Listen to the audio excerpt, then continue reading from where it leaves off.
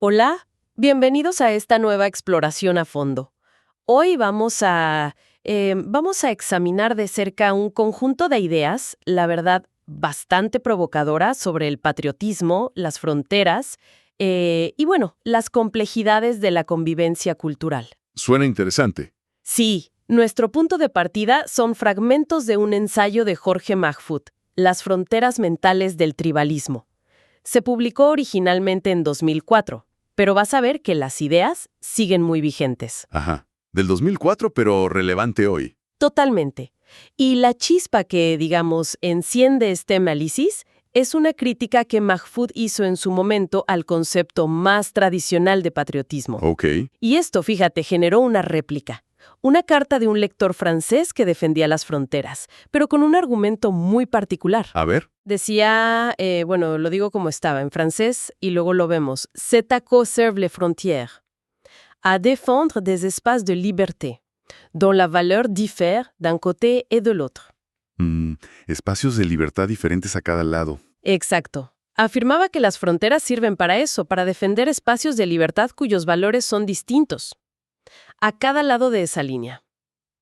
Una idea fuerte, ¿no? Sí, potente. Le da una justificación casi moral a la frontera. Justamente. Así que el objetivo de nuestra charla hoy es precisamente desentrañar los argumentos que Mahfoud despliega en respuesta.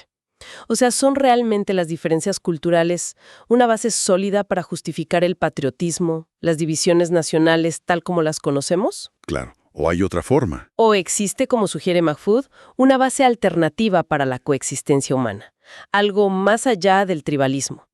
Bueno, vamos a desempacar esto. Perfecto. Y Mahfoud, como decías, no le saca el cuerpo al tema. Se mete de lleno a analizar la argumentación de este lector francés. Ajá. Y lo primero que destaca es cómo este lector vincula la idea de la cohabitación multiétnica, o sea, la mezcla de culturas, con un montón de conceptos cargados negativamente. ¿Cómo cuáles, por ejemplo? Bueno, describe a quienes supuestamente promueven esta mezcla, y aquí cito de nuevo la descripción del lector. Es bastante fuerte. Como, nous, pauvres français idéalistes, décérébrés par la propagande de la cohabitation multiethnique et culturellement diverse, festive et altermondiste, métisse et déculturée, déracinée et sans projet. ¡Wow! ¿Qué descripción? A ver si traducimos eso. Sería algo como: nosotros, pobres franceses idealistas descerebrados por la propaganda de la cohabitación multiétnica y culturalmente diversa, festiva y altermundista, mestiza y deculturada, desarraigada y sin proyecto. Uf, no escatima en adjetivos peyorativos, ¿eh? Deculturada, desarraigada, sin proyecto. Para nada. Es una carga muy negativa. Una descripción muy cargada. Sí, casi un manifiesto. Y lo que Mahfoud identifica ahí es una técnica retórica. Bueno, bastante clásica, ¿no es cierto? ¿Cuál sería? Consiste en asociar la idea que quieres atacar, en este caso la diversidad cultural, la mezcla, con un montón de palabras o conceptos que ya de por sí generan rechazo. O sea, deculturada, desarraigada, sin proyecto. Claro, sin necesidad de probar que haya una conexión lógica real. Exacto, sin demostrar una causa-efecto. Mahfoud, de hecho, lo compara con una táctica histórica muy concreta. ¿Recuerdas esas pancartas en el sur de Estados Unidos en los años 50? Sí. Las de la segregación. Esas que decían, race mixing is communism. La mezcla racial es comunismo. Se toma un concepto que se quiere demonizar, la mezcla racial, y se lo pega a otro que ya genera un rechazo social fuerte, el comunismo en ese contexto. Buscando desacreditar por asociación, no por argumentos sólidos. Justo eso. Es una táctica de desprestigio, que apela más a la emoción, al prejuicio. Muy efectiva, lamentablemente.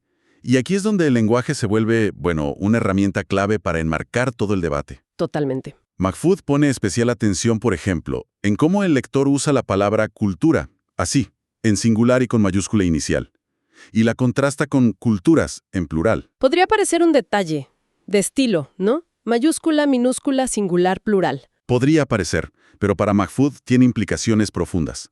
De hecho, alude de forma indirecta a esa frase terrible, ¿no? Atribuida a Göring. Uf, sí, la del revólver. Esa misma. Sobre sacar el revólver al oír la palabra cultura. El uso del singular, cultura, sugiere una visión monolítica, única. A menudo, la propia cultura vista como superior o amenazada. Y eso puede llevar fácilmente a la intolerancia, ¿no? Si solo hay una cultura válida. Exacto. Mahfoud, en cambio, aboga por el plural, culturas, que inherentemente reconoce y valida la diversidad, la multiplicidad de formas de vida humana. Es un cambio pequeño en la palabra, pero con un significado enorme detrás. Totalmente de acuerdo. Ese matiz lingüístico dice muchísimo. No es lo mismo defender la cultura con esa mayúscula implícita de superioridad que defender y valorar las culturas en toda su diversidad. Ajá. Entonces, si resumimos la postura que Mahfoud está criticando, sería una defensa de una cultura específica, en este caso la francesa, implícitamente idealizada, que se usa como arma, digamos. ¿Arma para qué? Pues para justificar un revisionismo histórico muy selectivo. Se invocan los 2000 años de historia que nos han civilizado, como si fueran 2000 años homogéneos y solo positivos. Claro. Olvidando las partes oscuras que toda historia tiene. Y también se usa para combatir lo que el lector ve como un totalitarismo intelectual, que paradójicamente identifica con la promoción de la diversidad y el diálogo entre culturas. Es una inversión curiosa de los términos. Sí, llamar totalitarismo a la diversidad es llamativo, por decirlo menos. Y aquí es donde la argumentación de Mahfoud se pone de verdad interesante, porque él no niega que existan diferencias culturales. Al contrario. O sea, parte de reconocerlas. Exacto. Afirma que su crítica al patriotismo tribalista parte justo de ahí, de reconocer esas diferencias. Pero lo que propone es que el verdadero desafío de nuestro tiempo no es atrincherarnos en esas diferencias y enfrentarnos. ¿Cuál es el desafío entonces? Es otro. Cito directamente a Mahfoud. Dice: el desafío y la virtud de nuestro mundo consiste, entonces, no en enfrentarnos con otras culturas y otras sensibilidades éticas, sino en aprender a dialogar con las mismas. Aprender a dialogar. Esa es la clave, el diálogo. Aprender a conversar entre distintas visiones del mundo. Y añade un punto fundamental. Ninguna cultura tiene un derecho natural o inherente a imponerse sobre las demás. O sea, parte de una premisa de igualdad de base entre culturas. Exactamente. Una igualdad fundamental. Y para que ese diálogo, esa coexistencia pacífica sea posible, ¿qué se necesita? Mahfoud identifica una condición que él ve como indispensable. ¿Cuál sería? La necesidad de compartir ciertos presupuestos morales básicos. Ojo, no se refiere a que todos pensemos igual, ni vistamos igual, ni tengamos los mismos gustos filosóficos o las mismas políticas fiscales. No, claro. Esto sería imposible y aburrido además. Exacto. Esas son diferencias superficiales o de organización social que pueden y deben existir. Él habla de un nivel más profundo, un núcleo ético fundamental. ¿Tienes algún ejemplo de a qué se refiere con ese núcleo? Sí, para ilustrarlo da ejemplos concretos. Cita la esencia de lo que sería la segunda tabla del Decálogo de Moisés, pero que resuena en muchísimas tradiciones. Habla de no matarás, no robarás, no calumniarás. Ah, ok. Preceptos básicos de respeto al otro, a su vida, a sus bienes, a su reputación. Justamente. Eso. Y es crucial lo que Mahfoud subraya después, que estos mandatos morales básicos no son patrimonio exclusivo de una sola tradición, como a veces se piensa, ¿no? De la judeocristiana, musulmana. Ah, eso es importante. Sí, él sostiene que encontramos principios muy parecidos en una variedad enorme de civilizaciones antiguas, muchas sin contacto directo entre sí. Piensa en códigos éticos en América precolombina, en Asia Oriental, en África. Entiendo. Como si hubiera algo universal ahí. Exacto.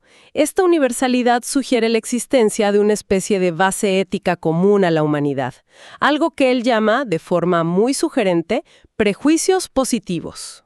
Prejuicios positivos. Suena contradictorio. Sí, pero él lo explica. Prejuicios en el sentido de ideas previas, compartidas, pero positivas porque son las que al final permiten y sostienen la convivencia humana a gran escala. Ya veo. Como un Un software moral básico que todos compartimos. Algo así.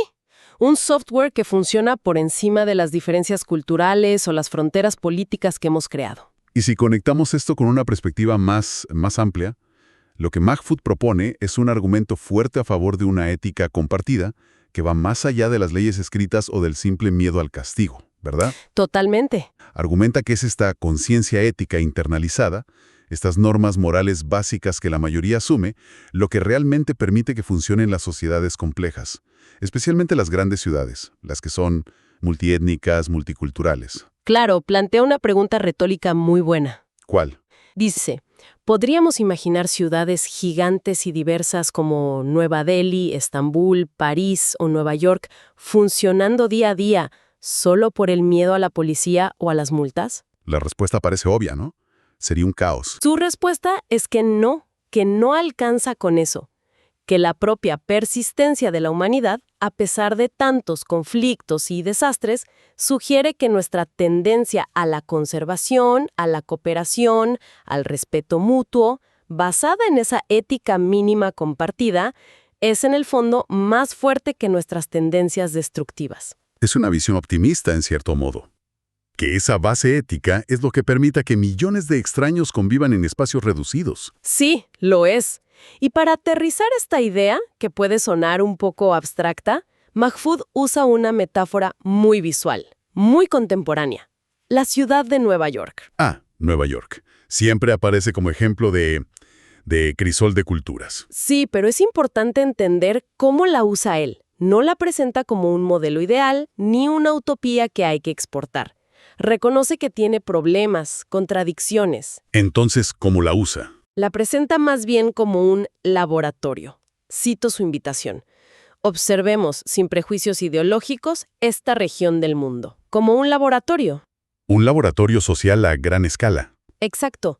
Un experimento que, con todas sus imperfecciones, demuestra empíricamente que la coexistencia de una diversidad enorme de culturas, lenguas, tradiciones, en un espacio geográfico relativamente pequeño, es posible. Y es posible sin necesidad de fronteras internas basadas en nacionalismos o tribalismos. Justo eso, sin levantar muros internos. Y para que no quede duda de la diversidad de la que habla, Mahfoud da detalles concretos de esa realidad neoyorquina, ¿cierto? Sí, menciona las decenas de idiomas que se oyen en las calles, la oferta gastronómica.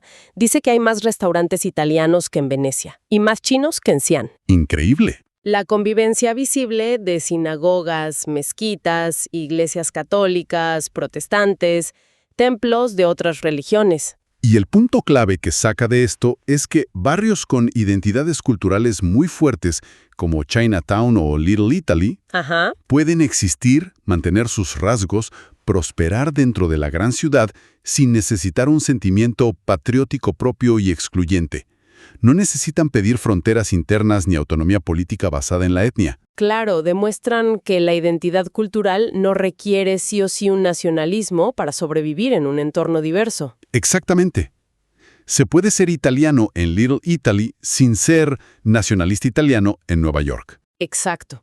Y la conclusión central que Mahfoud saca de esta metáfora de Nueva York es que esta convivencia pacífica, a pesar de la diversidad inmensa y las tensiones que obviamente existen, se sostiene porque la gran mayoría de sus habitantes, vengan de donde vengan, comparten implícita o explícitamente esos principios morales básicos de los que hablábamos.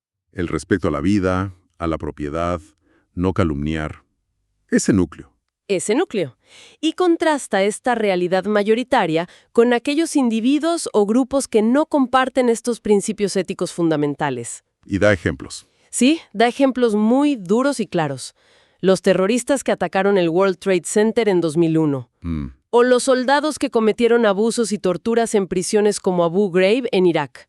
O en episodios oscuros de Vietnam. Gente que actúa desde una lógica totalmente diferente. De destrucción, de deshumanización del otro. Entiendo la diferencia. Actos que rompen ese pacto ético básico. Pero, y esto es vital, lo recalca mucho Mahfoud, advierte con enorme énfasis contra la tentación peligrosa de identificar culturas enteras, como la musulmana, por ejemplo, con las acciones de extremistas que dicen actuar en su nombre. Claro, eso sería una generalización terrible. Terrible y errónea. Hacer eso, generalizar así, sería caer precisamente en la misma lógica tribal y excluyente que él critica. Es una distinción fundamental. Es crucial, sí. Recalcar el propósito de usar Nueva York como ejemplo. Mahfoud no está haciendo una apología de la ciudad, ni promoviendo valores nacionalistas neoyorquinos. Eso sería una contradicción. No, para nada. Al contrario, usa Nueva York para ilustrar la posibilidad real de superar esos valores sectarios, tribales, que históricamente han generado tanto conflicto. ¿Tienes la cita exacta de esa conclusión? Creo que es muy clara. Sí, la tengo aquí. Dice que el ejemplo sirve para mostrar la superación de estos valores arbitrariamente sectarios, tribales, que amenazan a la otredad y con ello a la raza humana. La otredad. Esa palabra clave. Lo que percibimos como diferente. Exacto.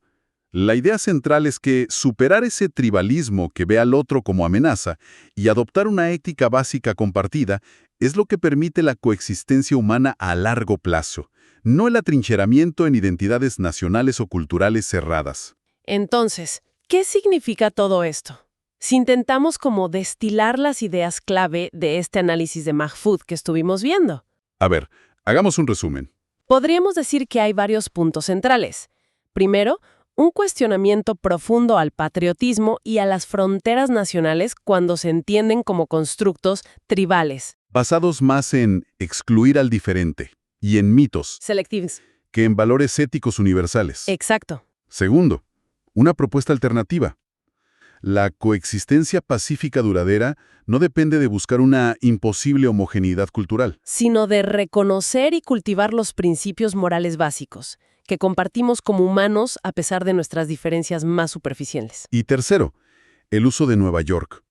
No como ideal a copiar, sino como metáfora potente, como ese laboratorio que demuestra que la coexistencia multicultural, aunque sea compleja y tenga desafíos, es factible. Es posible en la práctica. Sí, Y estas reflexiones de Mahfoud, aunque son de hace unos años, como decías, conectan directamente con muchísimas tensiones y debates de hoy, ¿no? totalmente. ¿Cómo lo ves tú conectado con el presente? Bueno, vivimos en una era de globalización, de interconexión sin precedentes, pero al mismo tiempo vemos resurgir con fuerza identidades locales, nacionales, a veces en oposición directa a esa globalización. Sí, es una tensión constante. La forma en que las sociedades gestionan la diversidad cultural, los debates sobre inmigración, integración, ciudadanía, todo eso se relaciona con las preguntas que plantea Mahfoud. Nos deja con una pregunta importante sobre cómo navegamos estas complejidades hoy, ¿no? Exacto. ¿Cómo podemos encontrar y fortalecer esos puntos comunes, esa base ética compartida que Mahfoud ve tan esencial, en un mundo que es a la vez más diverso y más interconectado que nunca? Y cómo hacerlo sin caer ni en los nacionalismos excluyentes del pasado, No tampoco en una especie de homogenización cultural global que borre las diferencias valiosas que también nos enriquecen. es el gran dilema contemporáneo. Mahfoud cierra su ensayo original con otra imagen, una metáfora final muy poderosa, casi poética. ¿Ah, sí? ¿Cuál? Trae a la memoria la hazaña de Philippe Petit, aquel funambulista francés que en los 70s caminó sobre un cable, tendido ilegalmente entre las Torres Gemelas de Nueva York. Ah, sí. Una locura increíble. A una altura tremenda. Tremenda. Mahfoud usa esa imagen como un símbolo del equilibrio humano, ese caminar precario sobre el vacío, suspendido entre el miedo a caer y la serenidad para avanzar. Entre el vértigo y la posibilidad. Exacto. Entre el vértigo de la altura y la posibilidad de desafiar la gravedad.